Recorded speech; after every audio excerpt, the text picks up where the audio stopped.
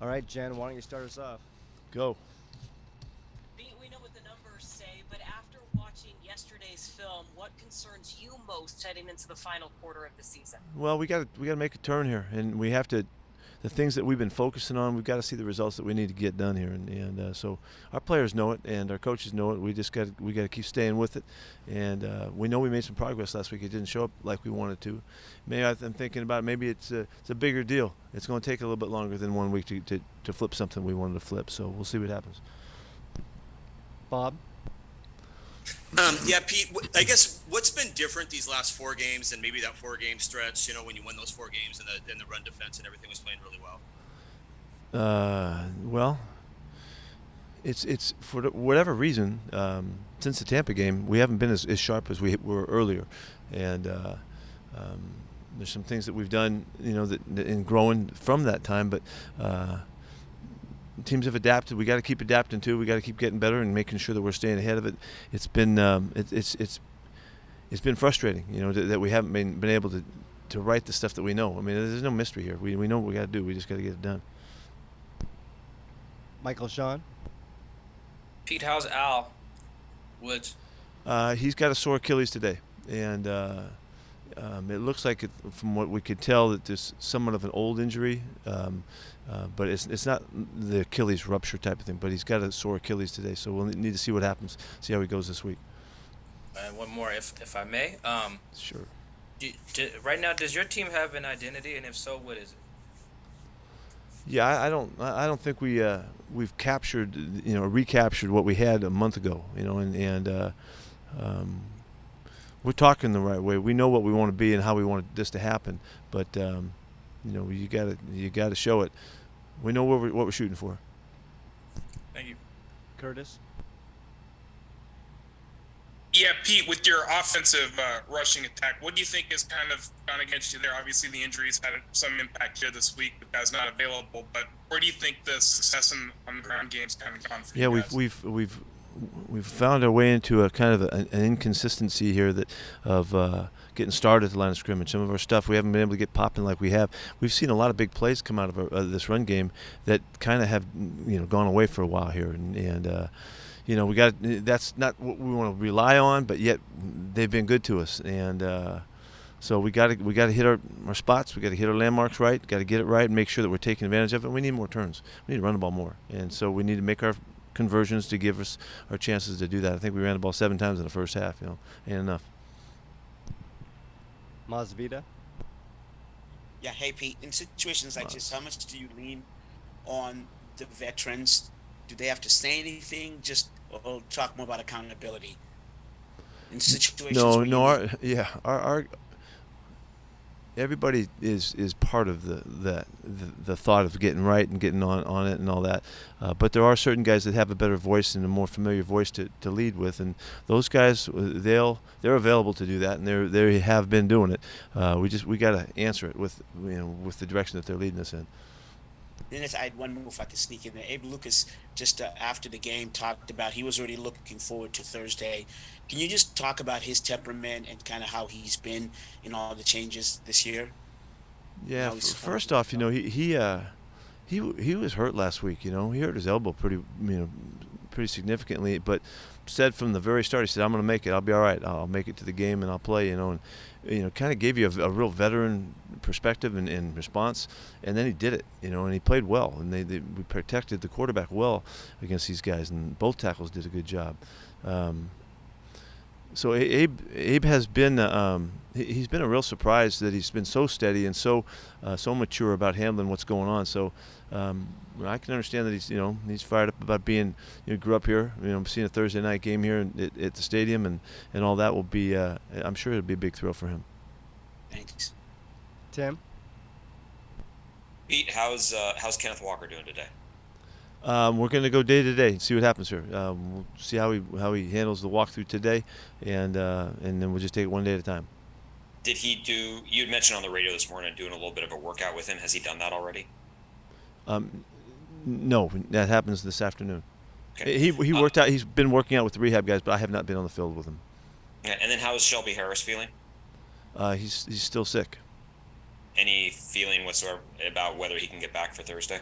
Most all the guys have been. It's been like a 48-hour deal, and he's kind of at the tail end of it. We've had a number of guys got sick, and he's kind of one of the last guys getting it, hopefully. And but we'll see. I don't know. Each guy's been individually, kind of tasked with it. We'll see if he can get through it.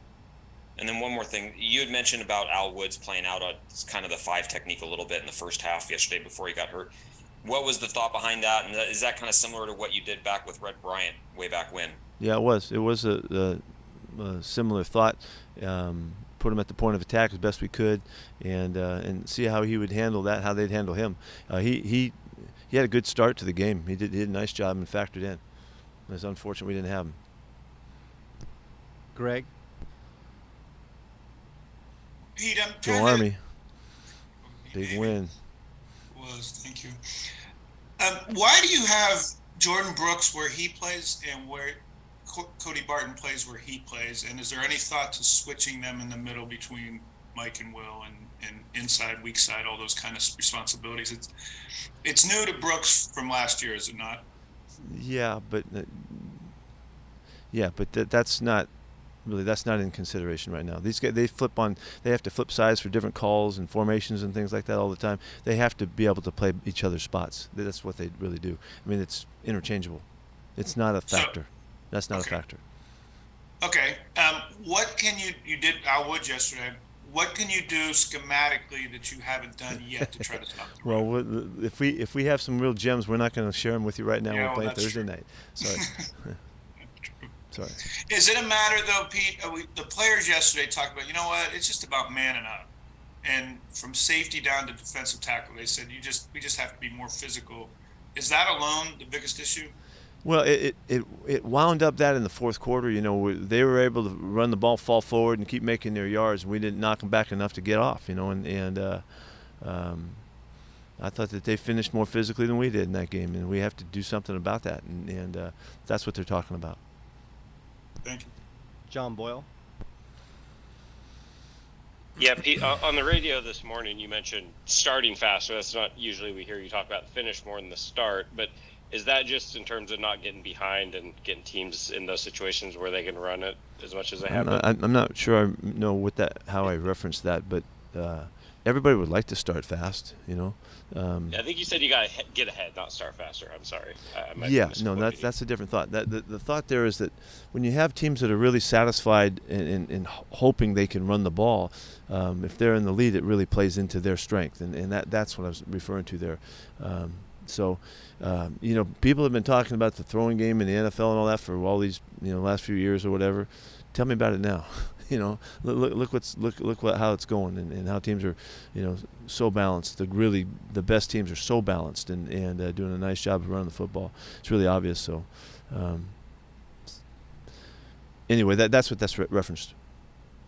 And along those lines, what kind of challenge is the 49ers run game that you're going to see on Thursday? Well, man, they bring a bunch of them. This is a really good team. They've been building this team for a long time.